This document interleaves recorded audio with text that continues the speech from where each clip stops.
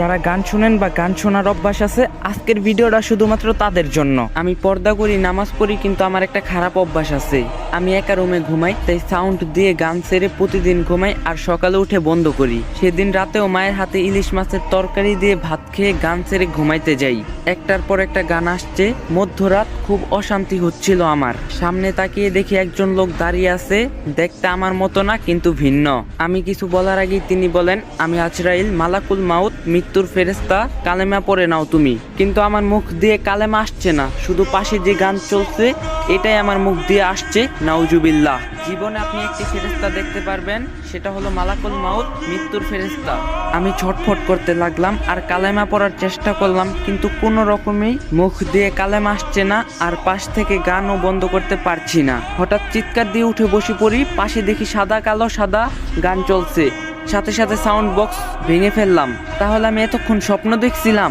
সেই দিনই ঠিক করি গান শোনা ছেড়ে দেব।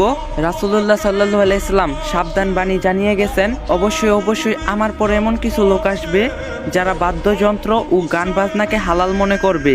আমার চেষ্টা শুরু, দীর্ঘক্ষণ নিজেকে বিরত রাখার পর হঠাৎ মনের মধ্যে একটা উস্কানি আসে, একটু শুনেই ফেলি। ফলাফল সর্বরূপ মিউজিক থেকে বের হওয়াটা আমার জন্য কঠিন হয়ে গিয়েছিল। সিদ্ধান্ত নিয়েছি, যখন গান শুনতে মন চাইবে তখন মনকে বলবো, এই মন, তোমার খুব ইচ্ছা নাকি জাহান্নামের আগুনে জ্বলতে? জাহান্নামের আগুন সহ্য করতে পারবে? কানকে বলবো, যখন কানে গরম সীসা ঢেলে দেওয়া হবে তখন কি তুমি সহ্য করতে পারবে? মস্তিষ্ক গলিত হয়ে কান দিয়ে বেরিয়ে আসবে, তখন কি সহ্য করতে পারবে?